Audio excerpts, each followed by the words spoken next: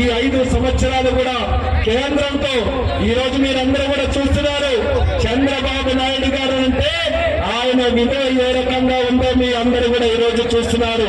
దేవుడు ఆశీర్వదించాడు, ప్రజలు ఆశీర్వదించారు.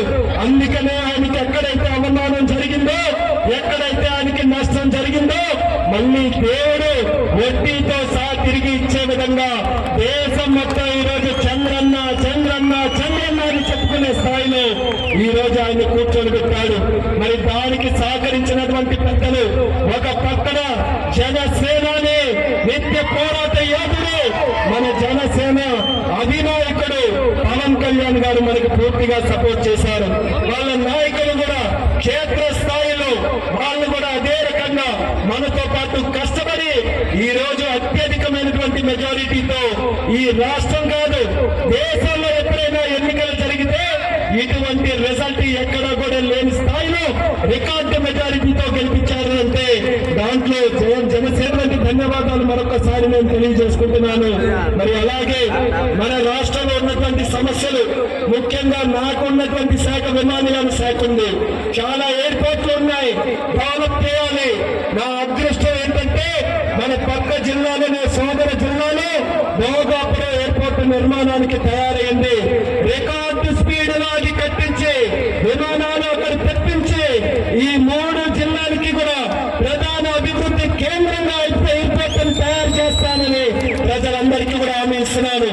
ఎయిర్పోర్ట్ డెవలప్ అయితే కేవలం ఫ్లైట్లు ఎక్కి దిగడమే కాదు, దానికి తోడుగా వేల మంది యువకులకి ఉద్యోగాలు వస్తాయన్నది కూడా ప్రతి ఒక్కరు కూడా దృష్టిలో పెట్టుకోవాలి. ఇన్స్టిట్యూట్లు మనకు వస్తాయి, దానికి సంబంధించినటువంటి కంపెనీలు వస్తాయి, ఎంతో మందికి ఉద్యోగ అవకాశాలు వస్తాయి. అందుకనే భోగాపురం ఎయిర్పోర్టు, విజయవాడలో ఎయిర్పోర్టు, తిరుపతిలో ఎయిర్పోర్టు, అలాగే కడపలో, కర్నూలులో, రాజమండ్రిలో ఎన్నో ప్రాంతాల్లో మన రాష్ట్రంలో ఉన్నటువంటి ఎయిర్పోర్టులు అన్ని రకాలుగా 100కి 100% అభివృద్ధి చేసే బాధ్యత నేను తీసుకుంటానని కూడా ఈ సందర్భంగా తెలియజేసుకుంటున్నాను. దానికి తోడుగా జిల్లాకి చాలా సమస్యలు మనం పరిష్కారం చేశాం. ఈ రోజు కేంద్ర మంత్రిగా ఉన్నాం. ఏవైతే హామీలు ఇచ్చానో రైల్వేస్ పరంగా అందరూ కూడా ధైర్యంగా ఉండండి. ప్రతి సమస్యను కూడా పరిష్కారం చేసే బాధ్యత, రైల్వేస్ ని అన్ని రకాలుగా మన జిల్లాలో అభివృద్ధి చేసే బాధ్యత నేను తీసుకుంటానని కూడా హామీ ఇస్తున్నాను. అలాగే కేంద్రంలో రైతులకి సంబంధించి, మన సాగునీటి ప్రాజెక్టులకి సంబంధించి ఎన్నో పథకాలు ఉన్నాయి. ఆ గతంలో ఉన్నటువంటి ప్రభుత్వం సరైన నిర్ణయాలు తీసుకోలేక, సరైన అవగాహన లేక ₹1 కూడా కేంద్ర నిధులు వినియోగించుకోలేకపోయారు. కానీ ఈ రోజు మళ్ళీ మన అందరి అదృష్టం, మన రాజకీయ బాహుబలి రాష్ట్రానికి అధ్యక్షుడిగా ఉండి 175కి 160 సీట్లు వస్తాయని 2 సంవత్సరాలుగా ఖచ్చితంగా చెప్పినటువంటి ఒకే ఒక్క వ్యక్తి మన అచ్చెన్నాయుడు గారు. మొన్నటి వరకు ఒకే ఒక ఇంజిన్ బండితో మనం నడిపించాం.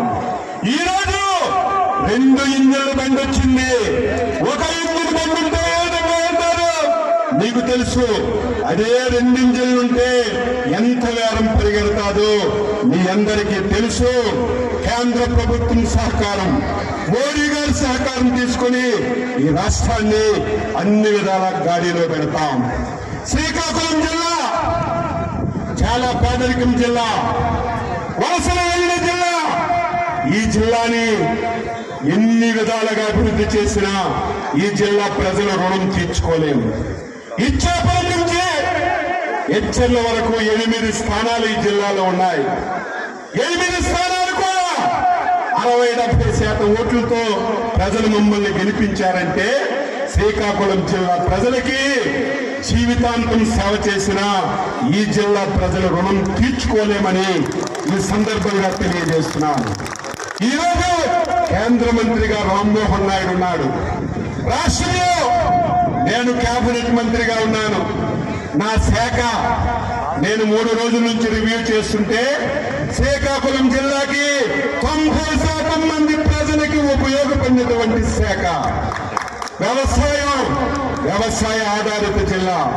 మత్స్యకారులు 194 కిలోమీటర్లు సుదీర్ఘమైనటువంటి తీర ప్రాంతం ఉన్నటువంటి జిల్లా. ఈ రోజు ప్రతి ఒక్కరూ వరి మీద ఆధారపడుతున్నారు. సబ్సిడీనిచ్చి ఈ జిల్లా రైతాంగానికి ప్రోత్సహించి హార్టికల్చర్ ని అభివృద్ధి చేయడానికి హార్టికల్చర్ కూడా నా దగ్గరే ఉంది. ఈ జిల్లాలో పశు సంపద వెటర్నరీ శాఖ నా దగ్గరే ఉంది. ఈ జిల్లాలో పండినటువంటి ధాన్యానికి గోడమ్స్ లేక అవస్థలు పడుతున్నారు. మార్కెటింగ్ శాఖ నా దగ్గరే ఉంది. ఈ రోజు ఈ జిల్లాలో ఏదైతే కోఆపరేటివ్ వస్తుందో ఆ శాఖ నా దగ్గరే ఉంది. నేను ఎంత అదృష్టవంతుందంటే ఈ శాఖని నలుగురు మంత్రులు చేసేవాళ్ళు. నలుగురు మంత్రులు చేసిన శాఖని చంద్రబాబు నాయుడు నా మీద పెట్టాడంటే అచ్చెన్నాయుడు సత్తా చూసి పెట్టాడు.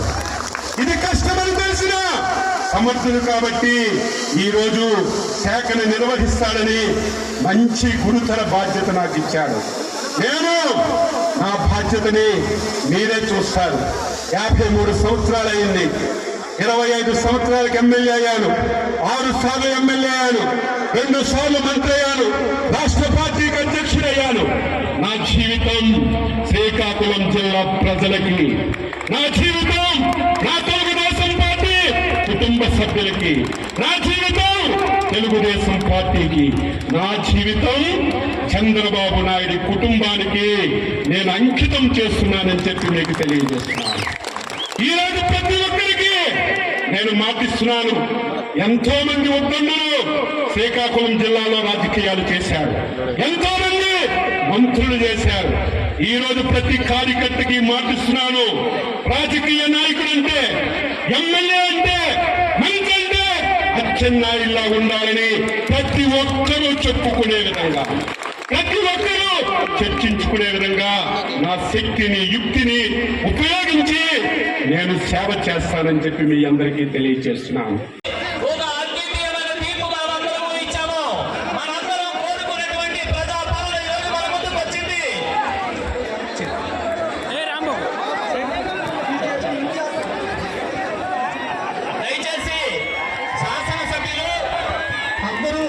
కుర్చీలు ఖాళీగా ఉన్నాయి, వచ్చి కూర్చోవలసిందిగా కోరుతున్నాం. దయచేసి అందరూ కూడా ఇది వచ్చి కూర్చోవలసిందిగా కోరుతున్నాం. అయ్యా అందరూ దయచేశ్వరరావు గారు, అలాగే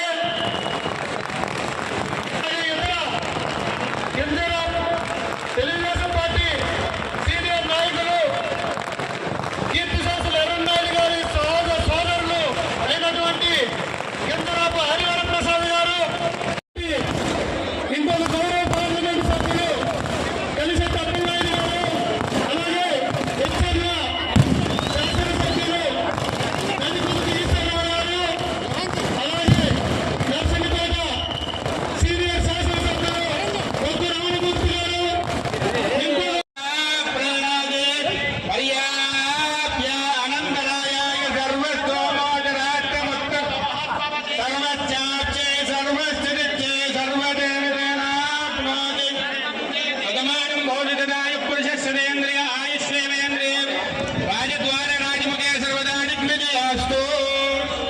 ఇప్పుడు రాజకీయ మౌఢ్యంగాను ముందు ప్రార్థన చేసుకుందాం.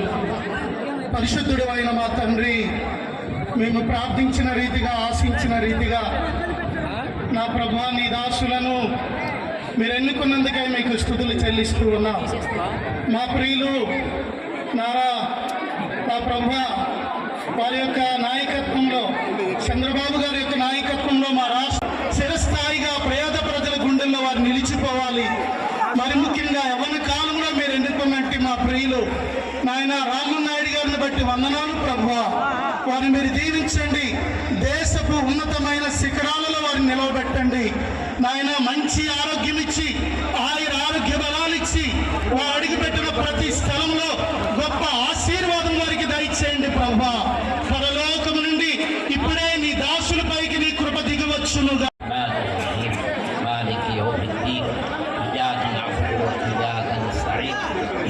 صراط المستقيم صراط الذين أنعمت عليهم غير المغضوب عليهم ولا الضالين آمين या इलाही आलमीन ऐ परवरदिगार आलम ऐ अल्लाह हमारे తెలుగుదేశం के जिम्मेदार और जो राम मोहन नायडू साहब गारू और अच्చెన్నాయుడు साहब गारू और उन्हें संकल गारू साहब गारू और बाकी MLA साहब जितने भी हजरात खिदमत गुजार हैं, अल्लाह इनके ओहदे में और इनके कार्रवाई में, इनकी मेहनत में ज़रूर मदद फरमा।